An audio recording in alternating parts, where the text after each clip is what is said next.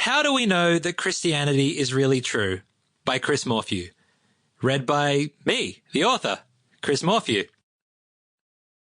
To John Dixon, for helping me see the truth about Jesus more clearly.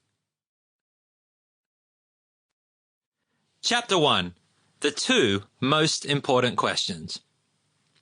All across the world today, millions of people are living their whole lives based on a claim from ancient history that, when you think about it, is kind of hard to believe. They say that around 2,000 years ago, a man named Jesus of Nazareth was arrested and sentenced to death. He was dragged outside the city of Jerusalem in Israel and nailed to a cross. Jesus died and was buried. That's not the part that's hard to believe, though. After all, everyone dies at some point. It's the next part that might sound ridiculous. See, these millions of people are convinced that a few days after his burial, Jesus came back to life again. They believe that a few weeks after that, he returned alive to heaven and that he's still alive today. On the other hand, all across the world today, there are plenty of other people who think the idea of a person rising from the dead is absolute nonsense. Some of them think that Jesus didn't exist at all.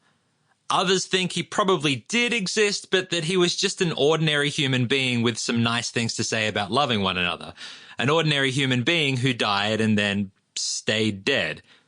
So who's right? Did Jesus actually come back to life, or didn't he? The reason I ask is that I'm convinced that answering this question is the surest way to figure out if Christianity is worth taking seriously. But first, I wonder how you've ended up holding this book. Maybe your family thinks Jesus is a big deal, and so far you've just kind of gone along with that. But now you're starting to ask yourself if you can really trust that Christianity is true. Or maybe you've made the decision to follow Jesus for yourself, but your friends or your family think he's a fairy tale and you're beginning to worry that they might be right. Or maybe they follow a different religion completely and now you don't know what to believe.